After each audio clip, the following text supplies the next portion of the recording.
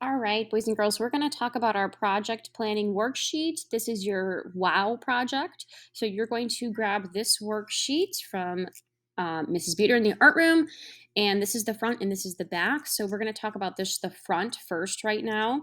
So let's zoom in so we can see what's going on here. All right, number one says that you are going to plan your art first. And the first question that in the planning section says, what is your big idea or theme for your art project? Write it here. So if Mrs. Beatner has not given you a theme that you need to stick with, then you can choose your own theme. So a theme is a big idea of what your project is going to be all about. So I think I would like my art project to be about mandalas. I am interested in mandalas and how they have beautiful patterns and how they relate to different cultures. And so I am going to stick with mandalas as my theme, my big topic or idea.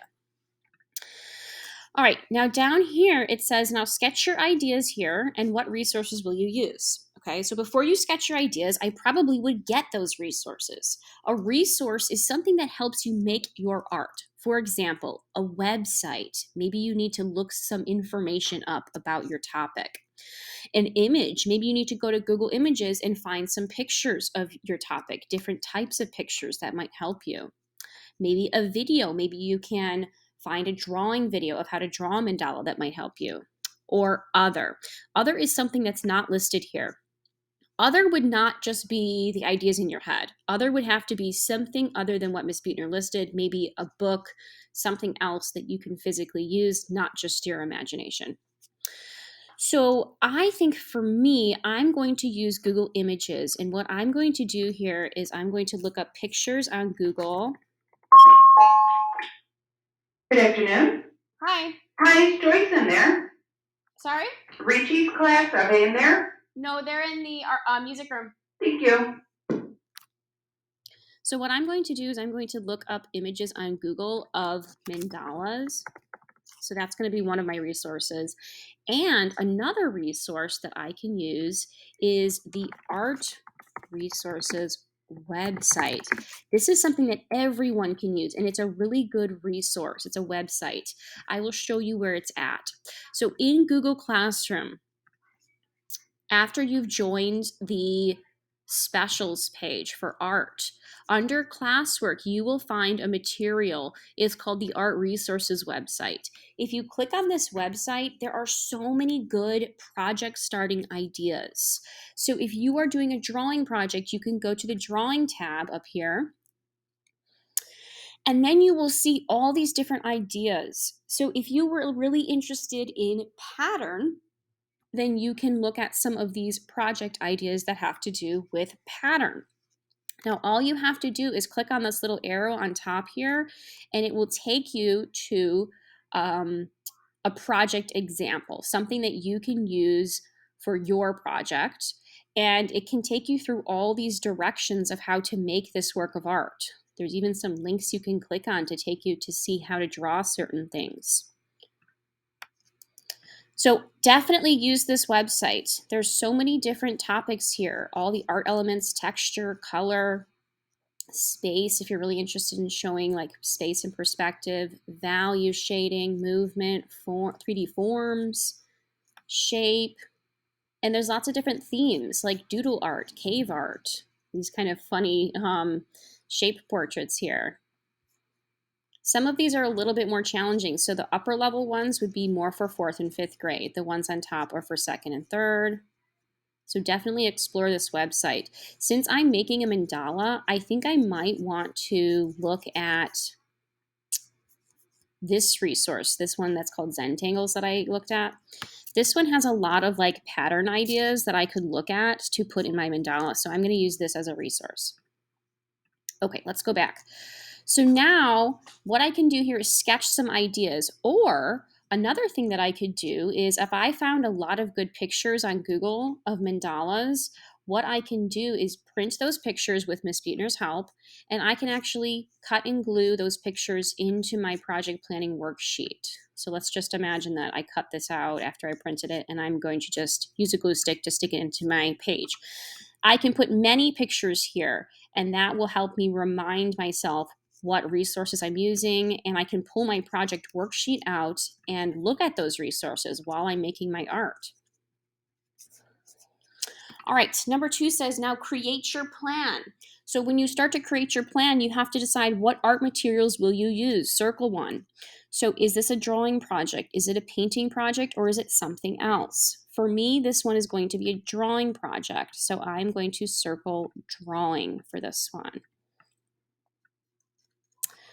Now next, after I've decided on my art materials, I am going to circle the elements of art and principles of design that I'm using for this project. So we've learned a lot about the elements of art and principles of design. I think for me, since I'm making a mandala, I probably would circle pattern because I need to use a lot of different types of pattern in my mandala. I probably would be using a lot of different types of shapes and lines within my pattern. And I think I also want to add a color scheme in my picture. And then finally, once I've decided on all of my art elements and principles of design, check with Mrs. Buettner. She's going to give you a check mark. Then you can begin creating your project. Look at your plan throughout your project so you know what your ideas are. When you finish your project, you will complete the back of your worksheet. Number 4 says feedback. So feedback means getting ideas from other people. So you're going to share your art with a friend and with your art teacher. So your friend is going to write or draw some ideas for you here. Or they can tell you some ideas and you can write their ideas here. So you might write things like, my friend said that I need to add more color and that would make my art more interesting. Or my friend said that they really like the value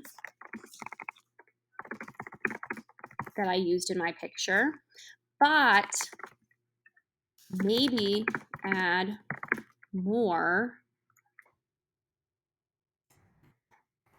background information. So maybe the background is really blank, so you can add something like that. Then Mrs. Buettner will give you some advice here. So you're going to come up to Miss Buettner's check table and she's going to give you some ideas as well. Finally, you're going to edit your work based on your friends and your teacher's ideas. You can pick one or more things from their ideas to edit your work, but you do have to edit something in your work. Finally, your reflection. Your reflection is going to be where you talk about you finished your work, now here's what you did and what you liked about it. So the title of your artwork is blank. Think of a title. I created a blank in my artwork. Think about what is happening in your art. This artwork is about what? Tell me what it's all about, what's happening.